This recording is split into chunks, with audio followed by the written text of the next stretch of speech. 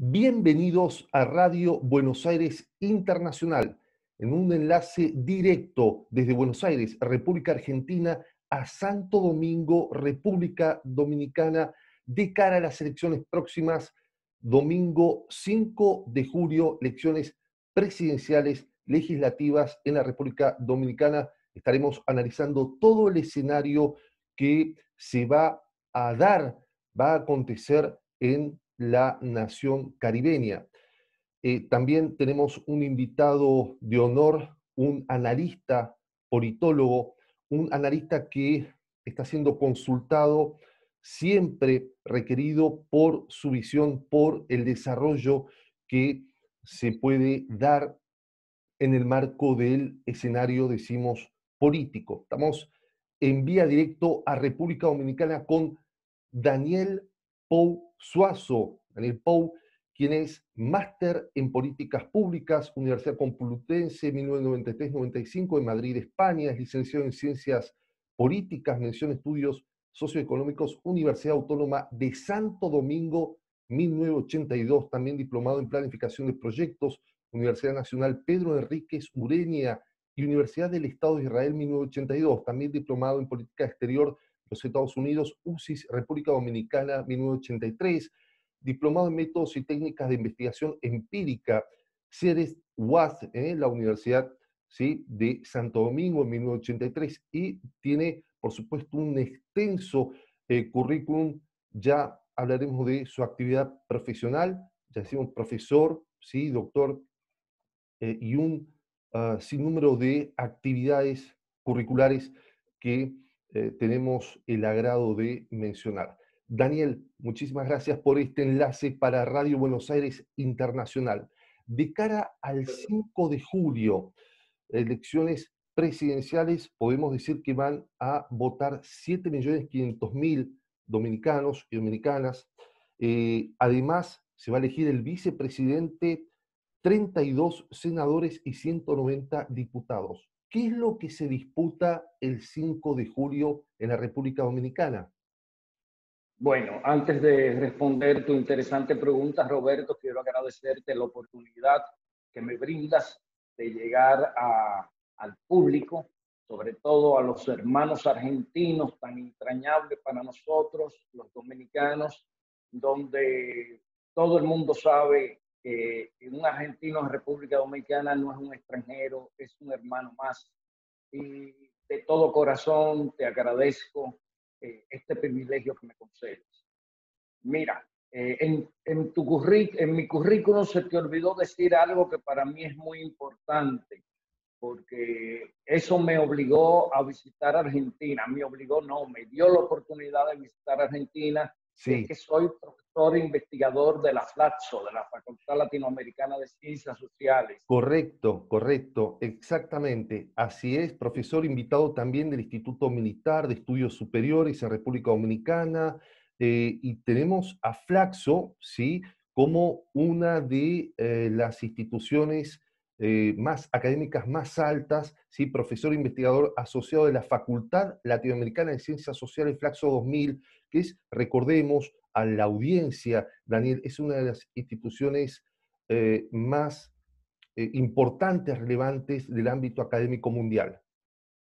Así es, y tuve la oportunidad de ser alumno de Juan Carlos Portantiero, famoso sociólogo argentino, que nos visitó en innumerables ocasiones, y un hombre de un carácter y una visión muy especial de las ciencias sociales, un precursor no tan solo en Argentina en temas de estudios sociales, sino en toda Iberoamérica. Correcto. Lamentablemente ya no se encuentra con nosotros don Juan Carlos, pero siempre los recordamos con mucho cariño, y un maestro de maestros excelente.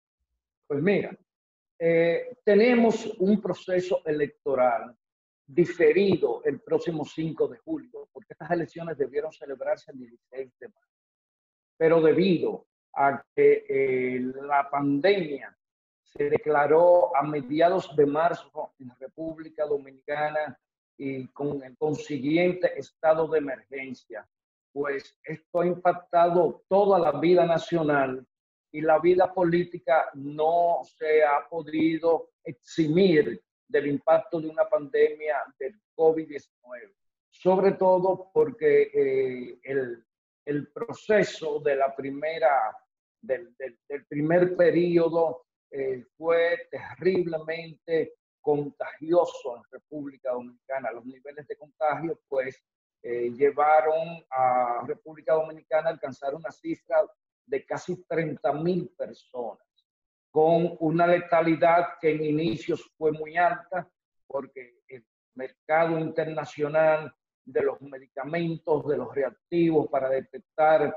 el virus por medio de las pruebas PCR, pues no estaba al alcance nuestro, y los protocolos de respuesta también eran muy experimentales aún y se cometieron muchos desaciertos. Pero ya República Dominicana, a pesar de que no ha podido remontar todavía la curva ascendente y situarse en la meseta, ha ido recobrando ciertos niveles de normalidad, podríamos decir, y en el día de ayer ya reabrió sus aeropuertos para recibir turistas en ese lugar que les gusta mucho a ustedes, Punta Cana, donde parece que la pasan muy bien, y para mantener el flujo de intercambio con el resto del mundo. Y a partir de este domingo se suprimió el estado de excepción o estado de emergencia, que implicaba toque de queda de 8 de la noche a 6 de la mañana. Entonces todo el mundo anda por la libre. De hecho, una gran parte de los políticos con una actitud muy irresponsable en estos últimos 3 días han permitido que millares de personas se congreguen en mítines, reuniones políticas, marchas, caravanas y todos esos eventos. Pero ¿qué ha sucedido en República Dominicana de febrero acá? Situaciones muy particulares. Desde hace un tiempo yo vengo diciendo que este proceso electoral no se va a parecer a ninguno de los procesos que habíamos tenido anteriormente. Primero se aprobó una legislación de partidos políticos, un nuevo código electoral. El Tribunal Constitucional prácticamente dejó descalabrada la nueva legislación de partidos que evitaba el transfugismo, la mercantilización de la política, y pues ahí eso ha impactado muy fuertemente el escenario en términos políticos, y ha causado graves daños a la democracia dominicana, porque el transfugismo se ha convertido en una patente de corso, sobre todo cuando la ley de partido le permite a las cúpulas de los partidos reservar posiciones electivas.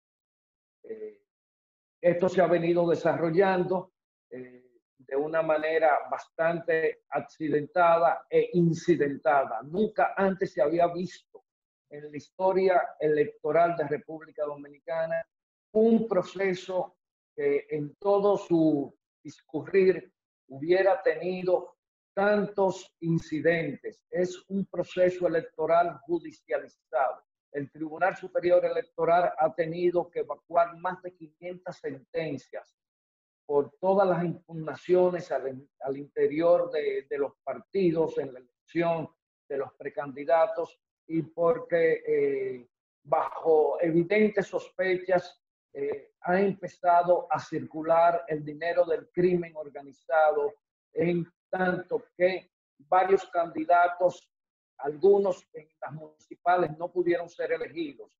Otros que hoy en día se encuentran en las listas legislativas han sido identificados como personas beneficiarias de financiamiento del crimen organizado. Y no tan solo como financiamiento, sino que algunos eran o son agentes directos de lavado de activos del crimen organizado. Esto ha traído un enfrentamiento descomunal, sobre todo entre los primeros dos partidos, el partido oficialista, que es el Partido de la Liberación Dominicana, cuyo candidato es el licenciado Gonzalo Castillo, un rico empresario del mundo de la aeronáutica y de la tecnología, y el candidato del Partido Revolucionario Moderno, Luis Abinader. Hay que decir que Gonzalo Castillo fue ministro durante 7 años del Ministerio de Obras Públicas. Luis Abinader nunca ha ocupado una posición dentro del espectro del aparato del Estado. Es un rico empresario con fábricas de cemento, con una universidad privada y con otros tipos de empresas que resultan heredadas de la fortuna de su padre. Entonces, esto ha traído un ambiente bastante enrarecido, porque en las últimas semanas se han detectado 2 personas que una estuvo en la boleta municipal del Partido Revolucionario Moderno de la oposición y que fue requerida por las autoridades norteamericanas por acusación de narcotráfico y lavado de activos. Y en esta pasada semana también se imputó a una de las candidatas a una diputación de la provincia de La Vega del Partido Revolucionario Moderno como parte de una red de lavado de activos, donde se establece que entre ella, su marido y 2 de sus hijos, uno de los cuales fue electo como regidor en las pasadas elecciones municipales, habían incurrido en lavado de activos por valor de unos 12.000 millones de pesos. Estamos hablando de cerca de 3.000 millones de dólares. Una cifra bastante alta, sobre todo en una economía de un país como el nuestro. Hoy en día se han destapado todas las propiedades que aquellas personas han utilizado, se han puesto al descubierto para esa operación de lavado, donde hay mansiones valoradas en 3 millones de dólares, donde hay vehículos de alta gama, Lamborghini, todos esos vehículos de alta gama que cuestan sumas millonarias y toda una serie de bienes que no tienen explicación. Por demás, el ya detenido candidato a una alcaldía está a disposición del proceso judicial que le corresponde a la Suprema Corte de Justicia para aprobar su extradición hacia los Estados Unidos, que es quien lo reclama. Entonces, hemos tenido una confluencia, primero, en el medio de este proceso electoral, la división del partido de gobierno.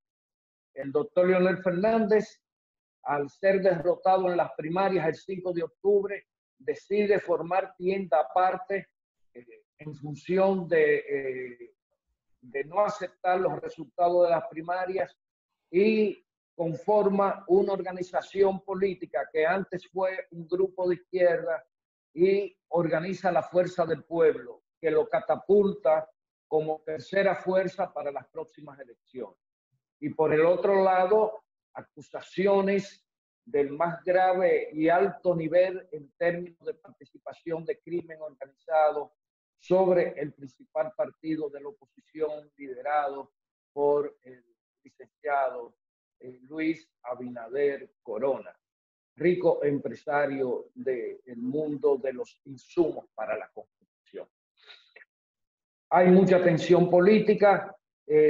Las encuestas han dado como posible ganador, una parte lo consigna como ganador en primera vuelta, otra parte de las encuestas lo consignarían como posible ganador en segunda vuelta, pero con más dificultades, al licenciado Luis Abinader Corona, candidato del Partido Revolucionario Moderno, que es el principal partido de la oposición.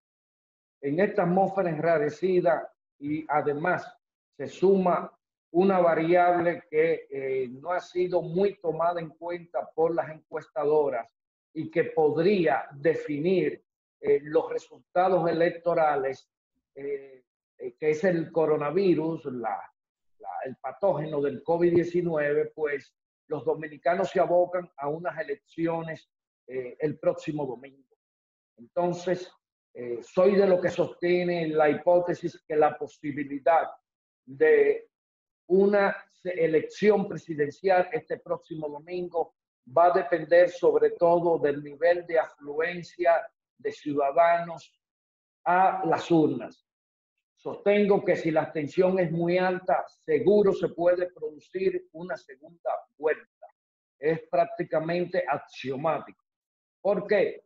Porque la cantidad de votos requerida podría mermar de manera significativa y ninguno de los dos candidatos pueda alcanzar la mayoría, que es el 50% más uno de los sufragantes para poder alcanzar la elección presidencial. Entonces tendríamos que ir a segunda vuelta. Esa segunda vuelta presenta muchas incógnitas, porque la fuerza que está destinada para salir e irse al balotaje y no podría participar del balotaje de segunda vuelta es la fuerza del pueblo, organización política liderada por el doctor Leonel Fernández, es presidente de la República durante 3 periodos. Y él no cuenta con la garantía suficiente por toda una serie de condiciones que no voy a entrar en detalle para asegurar que sus votantes puedan en su mayoría sufragar en segunda vuelta por el principal partido de la oposición, porque esos votantes de él provienen de la organización que es el partido principal, el Partido de la Liberación Dominicana, y muchos de ellos tienen fuertes nexos con personalidades del gobierno, además que sus familiares trabajan en el gobierno. Y ya el PRM cometió el error que cuando asumió las alcaldías que fueron electas el pasado 15 de marzo y se juramentaron el pasado 24 de abril, lo primero que hizo fue cancelar a todos los miembros de la Fuerza del Pueblo, que a pesar de tener alianzas en algunas senadurías con el PRM, no fueron tomados en consideración. Entonces, esto surte un efecto feedback traumático para que ese partido pues, pueda captar los votos en una segunda vuelta de quienes fueron sus aliados en primera vuelta. Daniel. Hay una discrepancia muy grande con las encuestas, porque encuestas celebradas por Gallup, Penn & Gerber y otras encuestadoras ofrecen cifras muy distantes unas de otras. Algunas le atribuyen al licenciado Luis Abinader alcanzar una mayoría de un 54% en primera vuelta, pero con una franja de votantes indecisos que alcanza el 24%. Y un nivel de abstención que podría rondar por encima del 50%. Entonces, esto introduce unas incógnitas que sería muy difícil de responder desde el punto de vista de la proyección, sobre todo porque la inhibición que podría crear en el proceso de votación la pandemia del coronavirus, que hoy en día se encuentra en un momento de ascenso en República Dominicana, podría diezmar la cantidad de votos efectivos que se produzcan el próximo 5 de enero. Correcto. Daniel, te comentaba para hacer un repaso y debido a tu profundo y exhaustivo análisis en el marco de estas elecciones del 5 de julio, los dos principales candidatos, tanto Abinader como Gonzalo Castillo, provienen del ámbito empresarial. Uno, decimos, Abinader sería un outsider en cuanto a que no participó desde las plataformas estatales. Sí, claramente Castillo hereda la estructura del PLD, ¿sí? De Danilo Medina. Y si se dieran las encuestas, bien, señalemos una, estamos hablando de Gallup, señala que Abinader tendría un 53.7, Gonzalo Castillo un 35.5 y Lionel un 8.6. En la primaria los estructura como primero, segundo y tercer plataforma, ¿no? en este aspecto.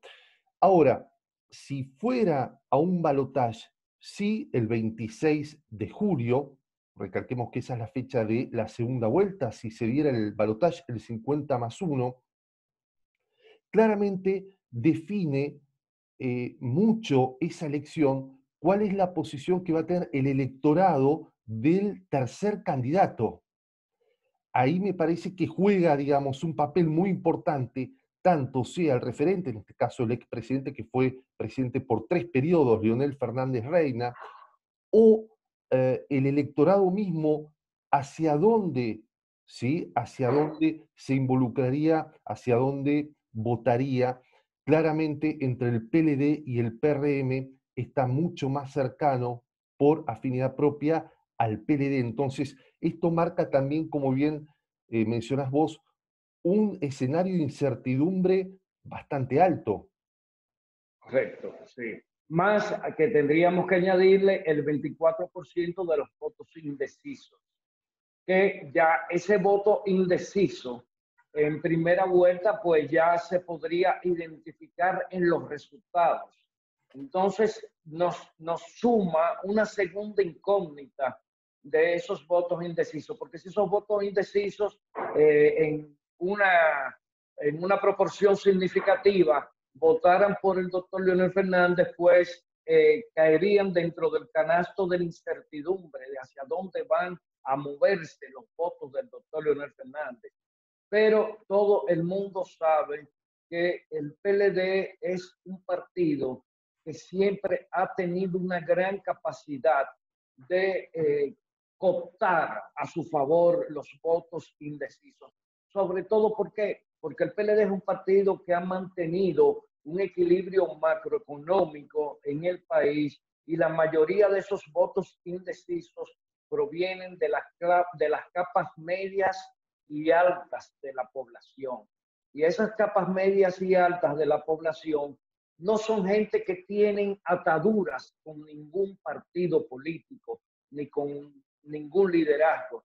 Son gente muy conservadoras que lo que le interesa es preservar el modelo económico que hasta ahora ha podido llevar el gobierno de Danilo Medina, que ha tenido mucha sagacidad en lograr ensanchar esa franja de clase media en República Dominicana con niveles de consumo y poder adquisitivo que en otros países, incluso en naciones como la de ustedes, como México, como Brasil, no logran. República Dominicana, tú sales a las calles y tú crees que tú estás en Europa.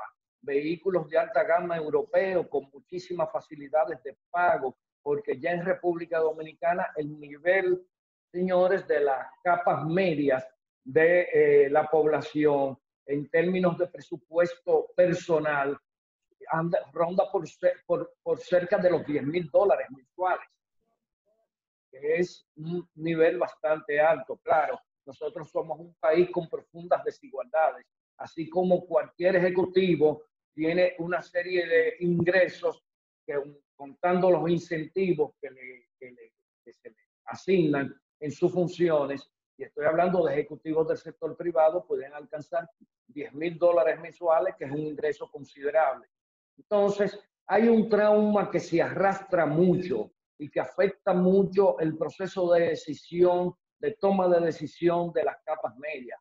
Y fue lo acontecido en el año 2003, cuando el expresidente Hipólito Mejía, que hoy es uno de los dos líderes del Partido Revolucionario Moderno, fue presidente por el Partido Revolucionario Dominicano. Luego el Partido Revolucionario Dominicano se divide, queda muy debilitado y surge con fortaleza a formar el Partido Revolucionario Moderno, pero Hipólito es el expresidente que cometió esa acción en el año 2003, que arrastró en menos de 3 meses a 1,5 millones de dominicanos a la pobreza, cuando por hacer un manejo inapropiado de enfrentar una situación de crisis en un banco del sistema que arrastró a todo el sistema bancario, de llevar la prima del dólar del 15 por 1 peso,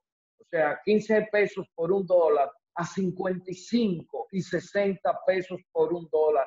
Todo esto en 3 semanas, que elevó la tasa de intereses del 22% al 55%.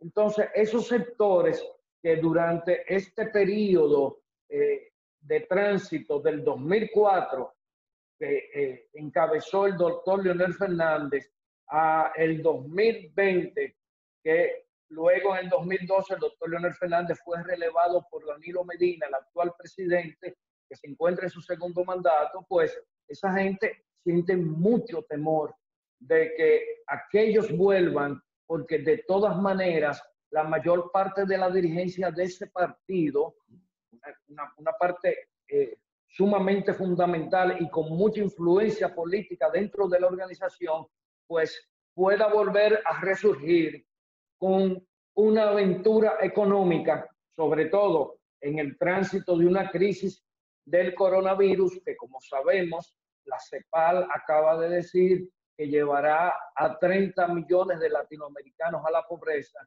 y nosotros hemos logrado mantener, si no un crecimiento económico positivo, hemos logrado mantenernos en tasa cero de crecimiento económico, pero no hemos llegado a los números negativos como otros países y otras economías, como la de ustedes, que así proyecta, por ejemplo, y lo lamento muchísimo porque yo sé lo que significa eso, así lo proyecta la Comisión Económica para América Latina. Entonces, ese sector de indecisos, 24%, es el tercer partido mayor del sistema.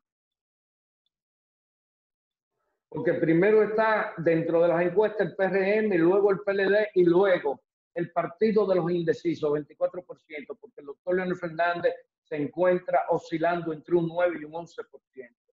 Entonces, ese 24% es quien terminará definiendo la contienda electoral. Y ese 24% son personas que no se mueven a votar por impulso. Sus votos son muy calculados. Estamos en un enlace directo Buenos Aires, Santo Domingo, República Dominicana, con el politólogo Universidad Autónoma de Santo Domingo, Flaxo, Daniel Pou Suazo, en el análisis del marco eleccionario, y pensé que se está dando un escenario que aquí también se dio en la Argentina, Daniel, de los 3/3, porque evidentemente si bien marcaría una diferencia en el PRM y, por supuesto, el PLD, hay un tercio prácticamente, si uno toma la porción de Leonel Fernández más el 24%, que puede marcar y puede definir la elección. Esto es clarísimo. Entonces, ya hay un sector que se define como el decisor prácticamente de estas elecciones del 5 de julio. Es el fiel de la balanza, es el que va a establecer, ¿verdad?, ¿Dónde se inclina? se van a colocar los diferentes actores. Y esto es interesantísimo. Lo malo de todo esto, Roberto, es que en las últimas semanas la campaña ya no es ni siquiera promocional, es de pura guerra sucia, de fake news, elaboradas desde Estados Unidos, donde el hecho de que al partido de la oposición le hayan localizado 3 personas, uno de ellos ya electo como regidor en un ayuntamiento, la madre como candidata a diputada, que no puede ser detenida porque la ley electoral no permite que durante las últimas semanas de la campaña ningún candidato pueda ser detenido. Por ello se encuentra en libertad, aunque sus hijos y su esposo están hoy en día bajo custodia del Ministerio Público, privados de libertad, y donde un candidato que por suerte no logró su propósito, aunque ya había sido alcalde por ese mismo partido, el Partido Revolucionario Moderno, hoy en día se encuentra privado de libertad esperando una sentencia de la Suprema Corte de Justicia para extraditarlo a Estados Unidos bajo cargos de narcotráfico y de asociación criminal con uno de los carteles mexicanos. O sea, eso plantea una situación que llama mucho la atención y sobre todo por la participación activa en esa estructura partidaria de personas que otras veces ya habían sido imputados con vínculos o con actividades ilícitas como el narcotráfico. Entonces, eso ha desatado una respuesta hacia el partido de gobierno de fake news, donde se han falsificado hasta grabaciones de una persona, un dominicano que está solicitado en extradición por Estados Unidos y que hoy en día se encuentra bajo la custodia de las autoridades colombianas. Se trata del señor César Emilio Peralta, que tenía una red de transporte de sustancias ilícitas desde República Dominicana hacia Estados Unidos y una red paralela de lavados de activos. Todas esas situaciones pues se han utilizado como ariete para producir enfrentamientos, sobre todo en el caso del señor César Emilio Peralta, que la oposición ha hecho esfuerzos ingentes por vincularlos al actual presidente de la República, en razón de que la cuñada de él y de César Emilio Peralta, que es la viuda de un exalcalde, una persona muy trabajadora que era empresario y que perdió la vida en un hecho lamentable, pues la cuñada de él es comadre, como se dice en República Dominicana, del presidente Danilo Medina, pero que hay que decir que el presidente Danilo Medina no le tembló el pulso cuando la esposa de César Emilio Peralta fue apresada por las autoridades y como no existían los indicios suficientes de que ella participó en la acción de lavado, sino que su pareja, el señor César Emilio Peralta, llevaba incluso una doble vida, hubo que ponerla en libertad, pero claro, con medidas restrictivas. No puede viajar fuera del país, no puede moverse fuera del ámbito del Distrito Nacional, o sea, tienes medidas cautelares impuestas. Pero todo esto no ha sido utilizado más como un elemento de distracción. Pero lo preocupante está, Roberto, es que estos temas han desplazado los temas fundamentales que deberían estar en el escenario de una campaña electoral. Propuestas de gobierno, políticas públicas, qué tenemos y qué vamos a hacer luego de la pandemia, cómo vamos a recuperar la economía, qué tenemos nosotros que trazarnos para tratar en el menor tiempo posible de frenar los despidos que se están produciendo, que aunque no son tan numerosos, hay que saber que en República Dominicana hay un sector invisible, un sector gris de autónomos que representan el 51% de la economía dominicana y que aunque formalmente nadie lo encuentra en una lista de despidos, la capacidad de estas personas de seguir manteniendo sus actividades, la mayoría son micro, medianos y emprendedores, pues, ¿qué vamos a hacer con ellos? Son la mitad de la fuerza laboral en República Dominicana y todavía no tenemos parámetros. Y hay que decir que el gobierno instaló, desde que empezó la pandemia, programas de subsidio para diferentes niveles, sobre todo para los sectores más depauperados, para esos vendedores de la calle que se dedican a actividades del menudeo, que producen sus ingresos día a día con denuedo en nuestras calles. Y hay programas muy interesantes de subsidios, donde incluso se le llevan raciones de comida, se le incrementó a aquellos que tienen la tarjeta Solidaridad, que es un plan de asistencia social que surte un efecto bastante positivo en la economía dominicana. pero existen esos de la zona gris que por lo general son clase media, clase media, porque nosotros tenemos un espectro en la clase media bastante amplio, que se resultan invisibles y nadie sabe cómo están sobreviviendo. Yo en particular te puedo garantizar, porque tengo muchas personas cercanas que pertenecen a esa franja social que le están pasando muy mal y que han sobrevivido gracias a la solidaridad. A pesar de que existe un programa de gobierno, lo único que para participar en ese programa de gobierno hay algunas exigencias que muchos de ellos no la pueden cumplir, como son las declaraciones de impuestos y todos esos mecanismos de control financiero que el Estado Dominicano pues, le impone a la mayoría de los profesionales liberales. Por parte primera, tenemos entonces un escenario donde hay, como mencionaste, fake news, una batalla judicial o una judicialización de la política, si se quiere. Hay también un escenario mediático.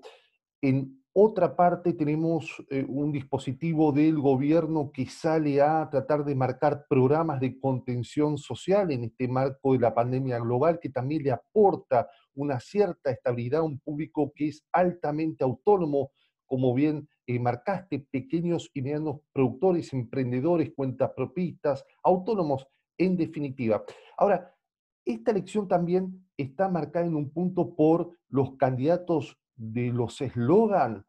Pregunto, porque tenemos a Luis Abinader, que su eslogan es el cambio va, y Gonzalo Castillo dice, seguimos con nuevas ideas para seguir avanzando. Por un lado, Abinader trata de apostar al cambio definido y Gonzalo Castillo trata de retener, ¿sí?, esos logros, evidentemente, que trae como candidato del oficialismo y evidentemente también marca una diferencia con aquellas políticas que deberían cambiar. Ahora, ¿se están discutiendo de fondo, Daniel, propuestas y plataformas sustanciales o son eslóganes para que de alguna manera no haya cambios drásticos?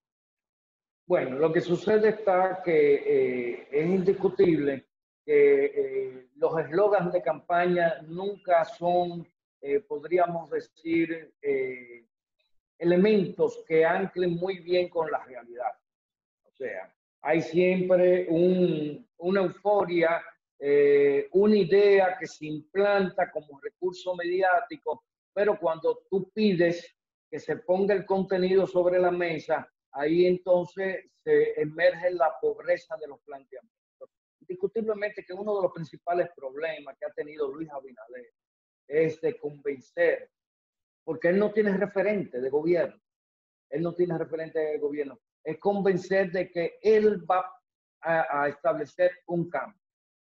Particularmente yo soy de los que propugnan por transformaciones, porque los cambios son siempre muy etéreos, muchas veces suelen ser cosméticos, ¿verdad? Pero ha resultado que la consigna ha calado, porque hay un tema que no podemos obviar. Hay un desgaste en términos políticos, como es natural, de la presencia del Partido de la Liberación Dominicana en el poder. El Partido de la Liberación Dominicana gobernó 96-2000 y solo hasta el día de hoy ha tenido un paréntesis que fue 2000-2004 cuando gobernó el ingeniero agrónomo Hipólito Mejía, compañero de partido de Luis Abinader. Y hasta hace meses era el político que contaba con la tasa de rechazo histórica más alta de República Dominicana. Entonces, ¿qué sucede cuando un partido permanece mucho en el poder y no es capaz de poder satisfacer las necesidades de todos los sectores que cada día demandan más? Los pobres quieren estatus de clase media porque el efecto de demostración es muy fuerte. la clase media que quiere vivir como los empresarios, siempre hay sus descontentos.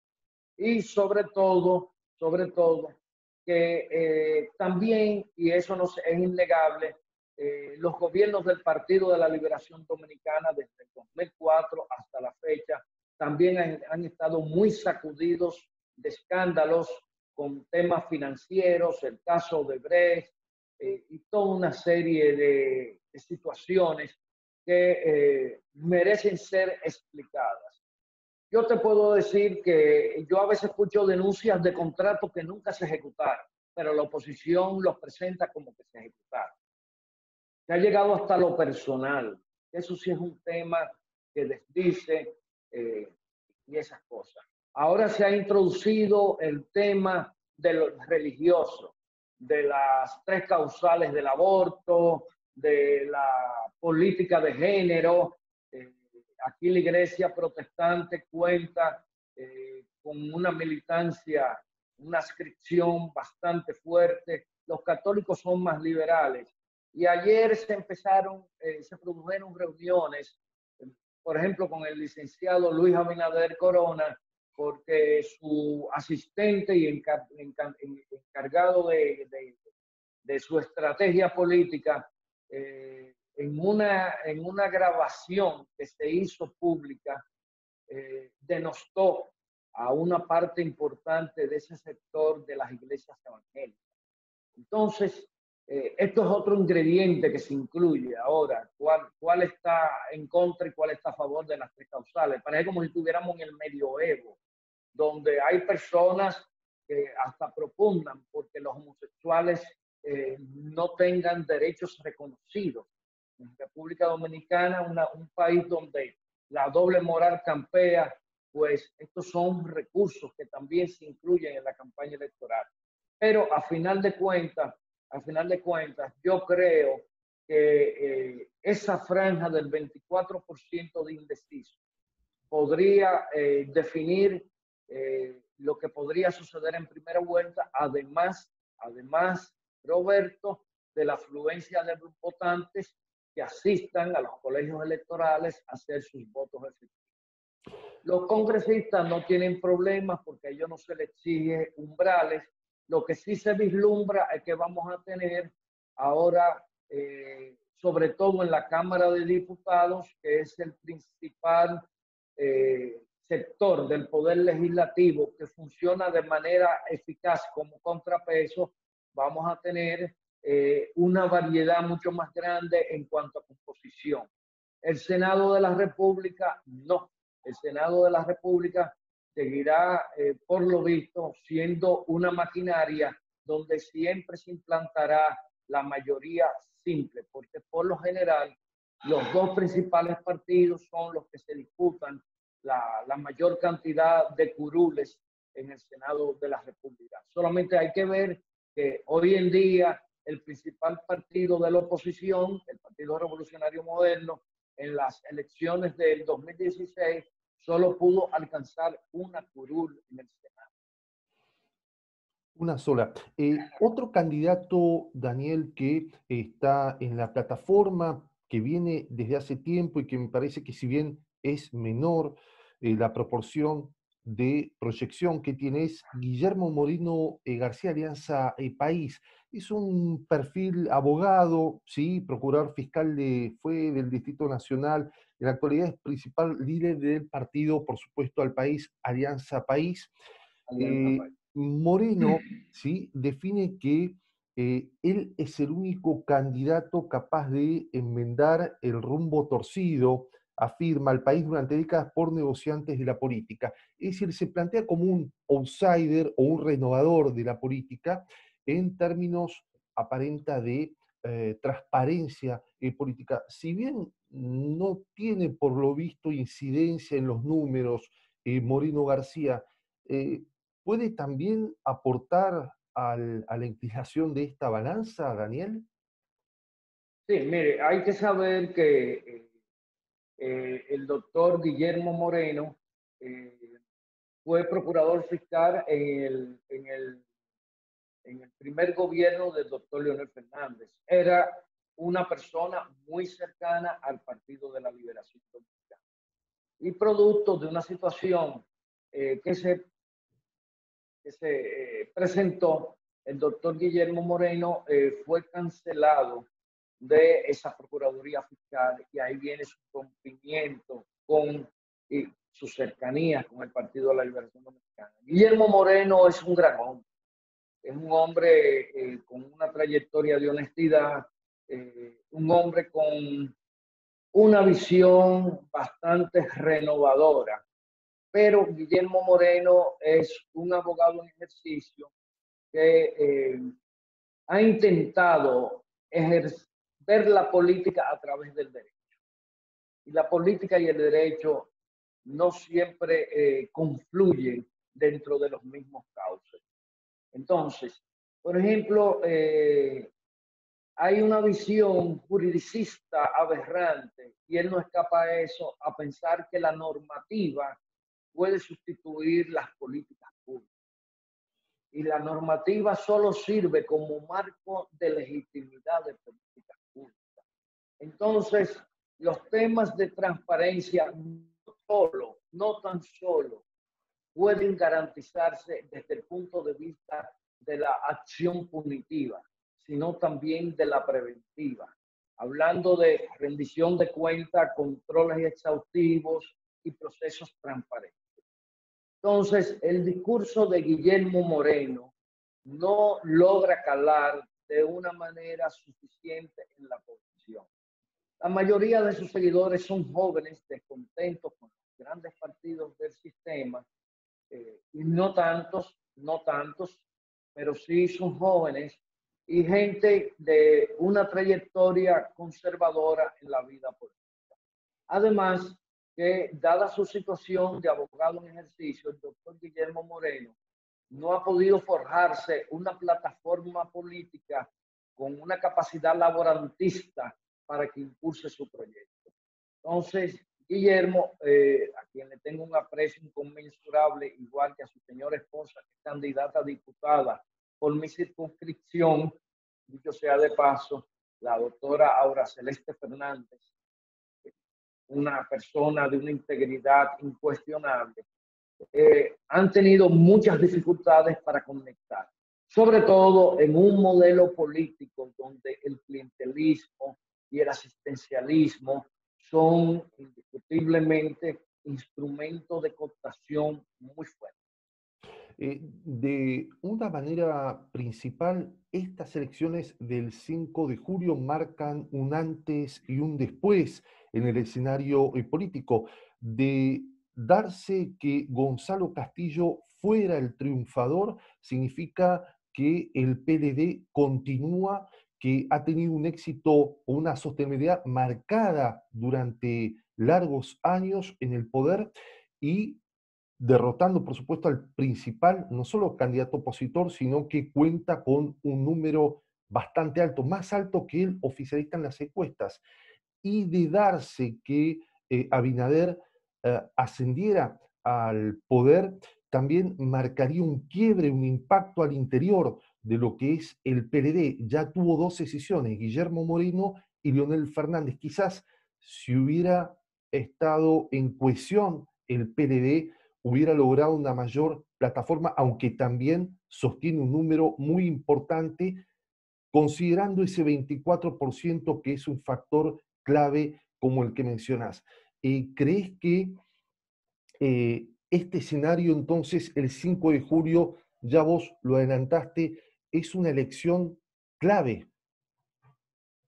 Sí, indiscutiblemente que va a ser clave. Primero, porque las fuerzas políticas tendrán que recomponerse. Sobre todo, el Partido de la Liberación Dominicana ha recibido una gran señal de que si no le da un golpe de timón a la visión sociedad y visión partido, posiblemente el Partido de la Liberación Dominicana pueda caer en una situación de desgaste. Y de hecho, en el presente proceso electoral, aquel partido que fue una maquinaria científica de trabajo político, ha demostrado grandes falencias, grandes deficiencias y no tan solo por la salida del doctor Leonel Fernández, sino también porque el largo tiempo detentando el poder ha burocratizado el partido. Y hay que decir que un trayecto de esta campaña, Gonzalo Castillo prácticamente lo hizo solo. O sea, con sus seguidores de él, con personas que él sumó a sus equipos de trabajo.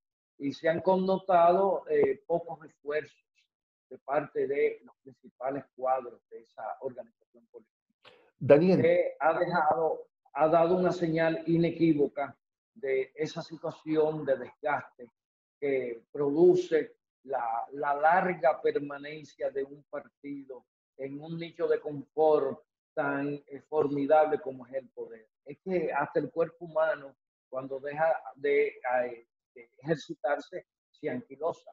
Y los partidos son cuerpos vivos de la sociedad.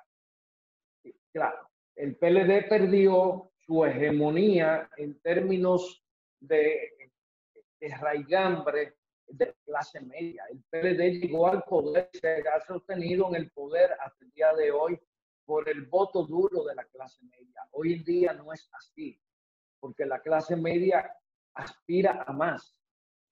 Y se necesitan mejores condiciones en lo que se refiere al orden institucional, a la transparencia en la administración pública, a la observancia de un Estado social y democrático de derecho.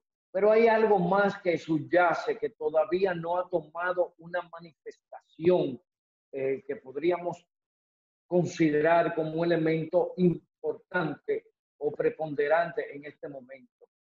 El modelo democrático dominicano, definido en la reforma constitucional del 2010, ha establecido un esquema de democracia de partidos, no de democracia de ciudadanos. No de democracia de ciudadanos. Ese modelo es la obra arquitectónica. Tengo un amigo que dice que es la obra arquitectural del doctor Leonel Fernández Reina. Están todos los esquemas de contrapeso de una gran democracia, pero a la hora de conformarlos no hay participación directa del ciudadano. El tribunal, por ejemplo, el tribunal que elige las altas cortes, no hay participación ni de los ciudadanos, sencillamente es una distribución de partidos políticos. Correcto. Entonces los partidos clonan en esas instancias que son las principales instancias de control y contrapeso, como la Cámara de Cuentas, que le elige una terna presentada por el Senado a la Cámara de Diputados. Entonces los partidos clonan sencillamente su capacidad política en esas instancias que son las instancias llamadas a representar el libérrimo derecho de la voluntad popular. Entonces, ¿por qué? Porque se crearon como compartimentos estancos a los cuales tienen de manera exclusiva ascensos los grupos de toma de decisión de los partidos políticos. La representatividad en la democracia a través del sistema de partidos cada día se hace más débil, cada día se toma como un criterio de verdadera democracia. Por ejemplo, aquí no se pudo aprobar la ley de revocación de mandato. O sea, cuando usted vota por un legislador, usted le está firmando un voto en blanco para que él haga lo que le dé la gana. Aquí se han presentado situaciones de legisladores que durante los 4 años de su legislatura ha participado solo un 10% en las discusiones de las cámaras, con asistencia de solo un 10%. Entonces, un senador que solo asiste un 10%, pues no hace sentir los intereses de su provincia en el proceso de toma de decisiones, de las políticas públicas, de todo lo que es la estructuración de las políticas del Estado, de los esfuerzos del Estado. Entonces, hoy en día ya hay un movimiento de ciudadanos conscientes que va a presionar muy fuerte, oígase bien, muy fuerte al gobierno que salga electo para que eso tome un giro diferente. De hecho, Luis Abinader se ha comprometido con hacer una reforma constitucional. Claro, se indica que la reforma es para resolver otros temas, pero hoy en día en República Dominicana la petición de que cualquier próxima reforma constitucional que se realice tiene que ser a través de una constituyente, pues es un grito a voces unificados incluso dentro de amplios sectores de la vida partidaria dominicana.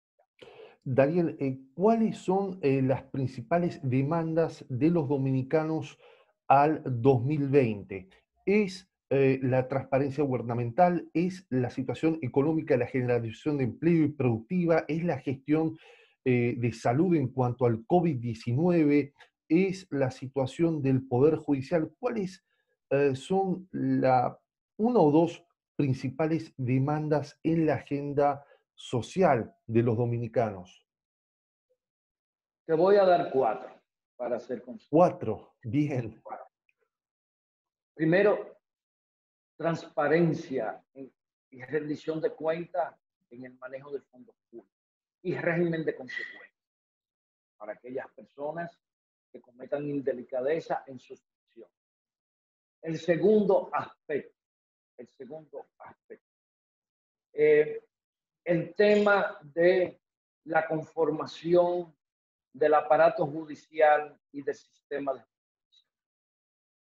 Hoy en día, una de las propuestas que ha consolidado más a Luis Abinader es la que él ha asumido de un ministerio público que sea independiente.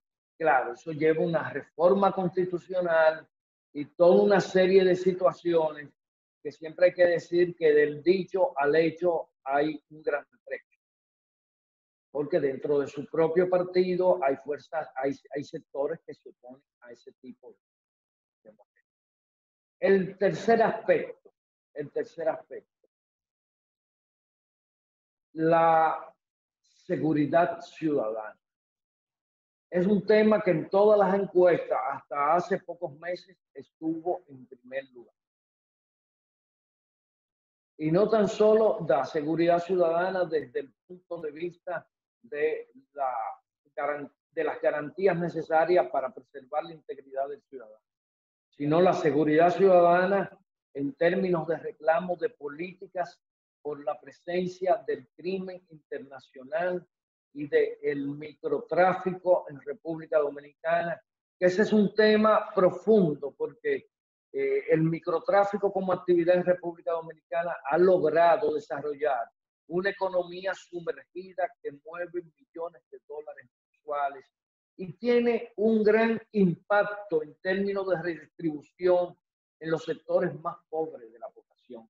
Por eso ha logrado concitar un gran apoyo de sectores sociales de los más excluidos.